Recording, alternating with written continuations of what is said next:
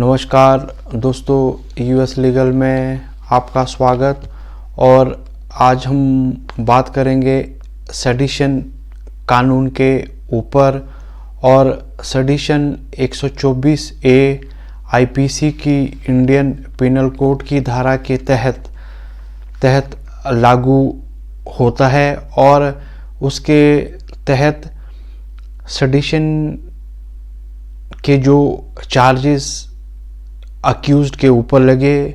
या लोगों के ऊपर लगे, ये सेडिशन के पूरे हिंदुस्तान के अंदर बहुत सारे केसेस और बहुत सारी एफआईआर लोगों के खिलाफ रजिस्टर्ड है। और उसके तहत आज सुप्रीम कोर्ट के अंदर पिटीशन को फाइल किया गया। और ये जो ये पिटीशन जिस व्यक्ति ने फाइल की, ये रिटायर्ड व्यक्ति है, उसके द्वारा ये पिटीशन को फाइल किया गया। और ये पिटीशन यूनियन ऑफ इंडिया के खिलाफ दायर हुई। और उसके तहत जो इस पिटीशन के अंदर उनके द्वारा कहा गया कि जो ये 124 ए सेडिशन के चार्ज है, ये कानून आज़ादी से पहले अंग्रेज़ों के समय का है। इस कानून को हिंदुस्तान में इसलिए लागू किया गया था कि जो कोई भी व्यक्ति देशद्रोह की और देश के ऊपर कोई भी आपत्ति आती है या कोई भी व्यक्ति अंग्रेज़ों के खिलाफ अपनी आवाज़ को बुलंद करता है और अपनी आवाज़ के साथ साथ आज़ादी की बात करता है, तो अंग्रेज़ों के द्वारा उसके ऊपर सेडिशन का चार्ज और सेडिशन की एफआईआर दर्ज की जाती थी। और ये कानून आज भी हमारे समाज में प्रचलित है और हमारे समाज में आज भी सेडिशन के तहत बहुत सारी एफआईआर और उसके साथ साथ हिंदुस्तान के डिफरेंट कोर्ट्स के अंदर इसकी पैरवी हो रही है और व्यक्तियों के खिलाफ केस चल रहे हैं जिनके ऊपर सेडिशन के चार्जेस लगे हुए हैं। और उसके तहत सुप्रीम कोर्ट के द्वारा इसमें इंटरिम स्टे ऑर्डर पास किया गया कि ये स्टे ऑर्डर इसलिए पास किया गया, जो ये सेडिशन के जो ये लोग व्यक्ति के ऊपर केस किए जाते हैं या एफआईआर की जाती है, ये एक इलीगल है। और इस कानून के तहत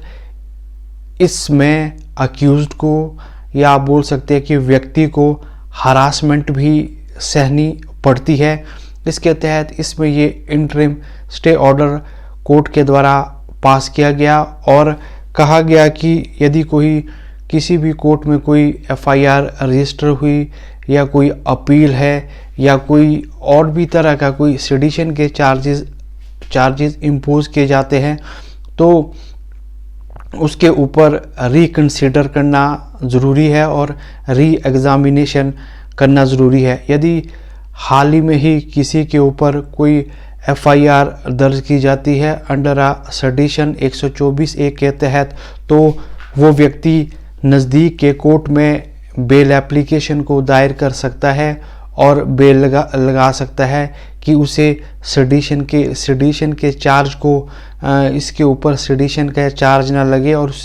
उस सेडिशन के चार्ज को ओवरलैप किया जाए और कोर्ट उसे बेल भी ग्रांट कर सकती है। पर लेकिन इसमें यूनियन ऑफ इंडिया के द्वारा कहा गया कि हम जो ये सेडिशन का चार्ज है, इसे हम री एग्ज़ामिनेशन और रिकंसीडर करेंगे। और उसके साथ साथ इस कानून को अभी एक आप बोल सकते हैं उसे अभ्यास में भी रखा जा सकता है और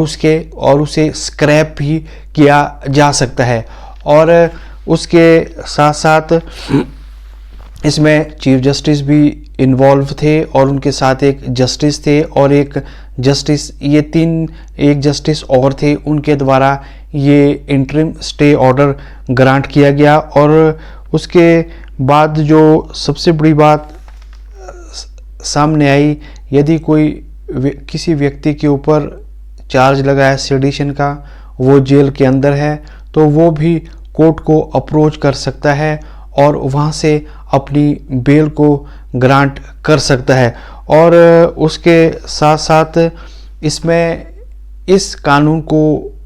ख़त्म करने के लिए या स्क्रैप करने के लिए यूनियन ऑफ इंडिया और स्टेट गवर्नमेंट को इकट्ठा होके इस कानून को स्क्रैप करने के लिए आगे की बात करनी होगी। और उसके बाद जो ये इंटरिम ऑर्डर पास हुआ है, इसमें सेंट्रल गवर्नमेंट और स्टेट गवर्नमेंट को कहा गया कि आप रिफ्रेन करें, कोई भी एफआईआर सेडिशन के तहत ना लगाए और उसके तहत इसमें आप रिकंसिडर करें, री एग्जामिनेशन करें और इस तरह की बातें कोर्ट में कहेगी और कोर्ट के द्वारा डायरेक्शन देगी कि ये कानून बहुत पुराना है। और इसी कानून के तहत बाल गंगाधर तिलक और जिन व्यक्तियों ने आज़ादी के लिए अपना खून न्यौछावर कर दिया, उनको भी 124 सेडिशन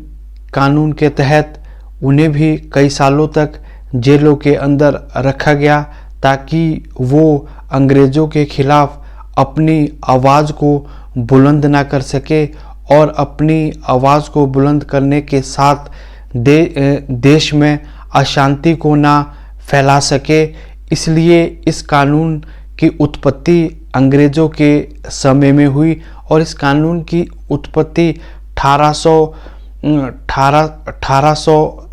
ईस्वी और 1800 शताब्दी में हुई, जब अंग्रेज़ों का आगमन हिंदुस्तान के अंदर हुआ। उस टाइम सेडिशन की उत्पत्ति हुई। पर सेडिशन को स्क्रैप करने के लिए पहले भी बहुत सारी PIL और रिट पिटिशनों को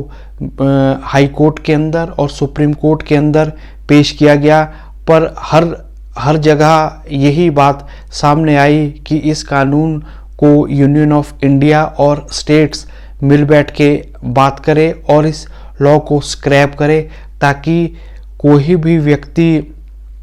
फ्यूचर में सेडिशन के लॉ को फेस ना कर सके और सेडिशन की FIR किसी भी व्यक्ति के खिलाफ ना हो और इस लॉ को स्क्रैप किया जाए। और आप मेरी इस वीडियो को लाइक करें, शेयर करें और सब्सक्राइब ज़रूर करें मेरे चैनल US लीगल को।